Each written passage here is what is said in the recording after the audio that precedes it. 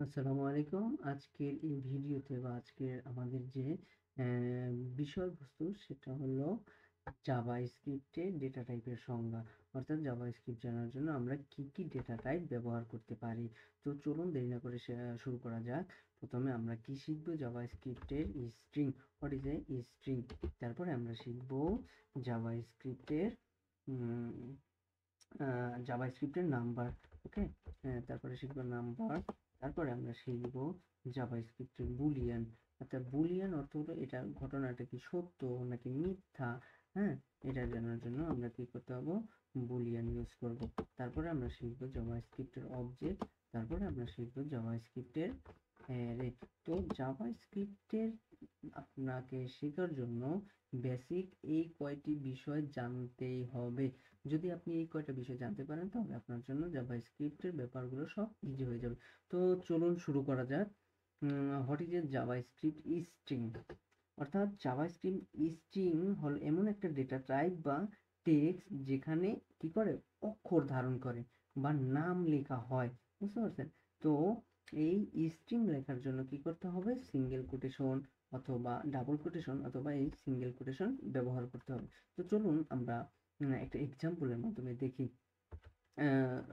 ধরুন লেট আপনার নাম নাম, আপনার নাম লিখলাম কি? সগের আলী। তো এই সগের আলীর নামটা আমরা কি বলছি আসলে? স্ট্রিংটা কি? স্ট্রিং হলো এমন একটা ডেটা টাইপ বা টেক্সট যেখানে কি করে অক্ষর ধারণ করে। তাহলে এই স্ট্রিংটার নাম হলো কি? সগের আলী। তাহলে এই CHOGR সগের আলী কি হবে? সগের আলী হবে একটা স্ট্রিং। ওকে, সগের আলী হলো কি একটা স্ট্রিং। তারপরে দেখেন আমরা কি এখানে আপনি আরো দেখতে পারেন। ধরেন আপনি যে কলেজে পড়েন বা যে স্কুলে পড়েন, ধরেন স্কুল স্কুলের নাম দিলাম কি? স্কুল হলো এখানে একটা ভেরিয়েবল। তো স্ট্রিং লেখার জন্য কি করতে হবে আমাদের? সিঙ্গেল অথবা ডাবল কোটেশন দিতে হবে। তো চলুন এবার সিঙ্গেল কোটেশন দিয়ে লিখি। তাহলে আপনার স্কুলের নাম ধরেন ABC high school. ABC high তাহলে এই এবিসি হাই স্কুলটা হলো আমাদের এখানে একটা স্ট্রিং। চলুন এরপরের যে টপিকটা সেটা হলো আমাদের কি? নাম্বার। তাহলে আমরা নাম্বার বলতে আসলে কি বুঝি? এই যে, তাহলে নাম্বার কি? নাম্বার শুনতেই তো বোঝা যাচ্ছে যে এটা একটা ম্যাথমেটিক্স নাম্বার হবে। তো ঠিক তেমনই। তো চলুন আমরা নাম্বারটা লিখে ফেলি একটা উদাহরণের মাধ্যমে, জেনে ফেলি। তো লেট NUMBER নাম্বার ধরেন 37। ওকে, আচ্ছা। আপনি এখানে হয়তো ভালোভাবে বুঝবেন। আচ্ছা, এখানে আমরা কি করতে পারি এটা আরো ভালোভাবে বোঝার জন্য?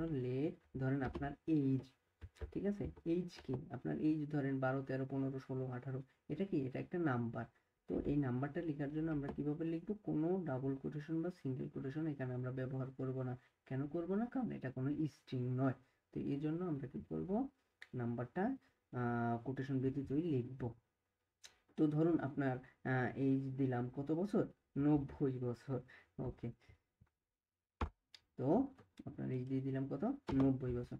তাহলে কি আপনার কি বুঝলাম নাম্বার দ্বারা? আমরা নাম্বার দ্বারা বুঝলাম যে নাম্বার হলো একটা ডেটা টাইপ যা সংখ্যা ধারণ করে। ওকে, তাহলে কি বুঝলাম? নাম্বার কি? What is A number? Number is a data type যেখানে কি করে সংখ্যা ধারণ করে। তাহলে চলুন আমাদের তৃতীয় যে স্টেপটা আছে সেটা হলো বুলিয়ান। অর্থাৎ বুলিয়ান দ্বারা আমরা কি বুঝতে পারি?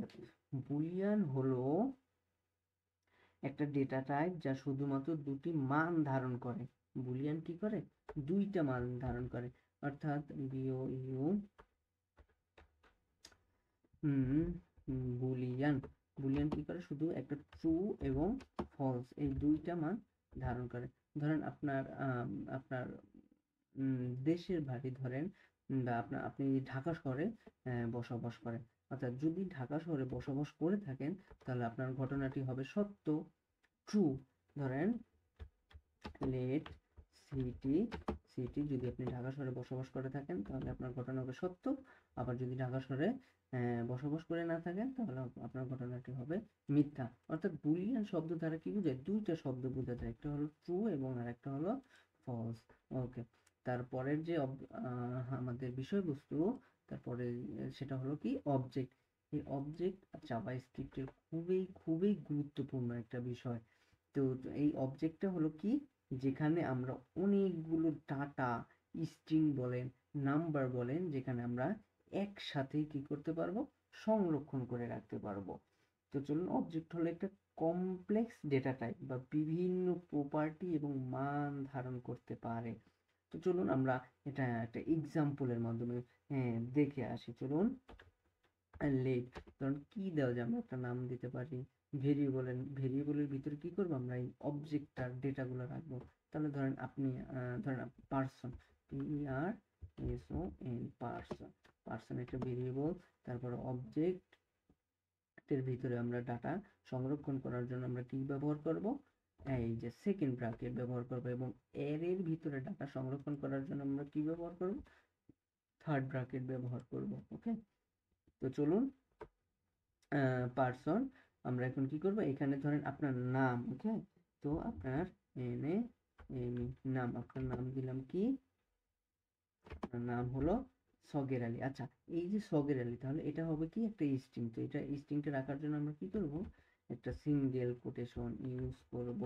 সগের আলী, সগের আলী তুমি কই থাকো, তুমি একটা সিঙ্গেল কোটেশনের ভিতরে থাকবা। কেন থাকবা, কারণ তুমি হলো একটা স্ট্রিং, তুমি হলো জাভাস্ক্রিপ্টের একটা স্ট্রিং, এই ভেরিয়েবলের একটা স্ট্রিং, এজন্য তোমাকে সিঙ্গেল কোটেশনের ভিতরে থাকতে হবে।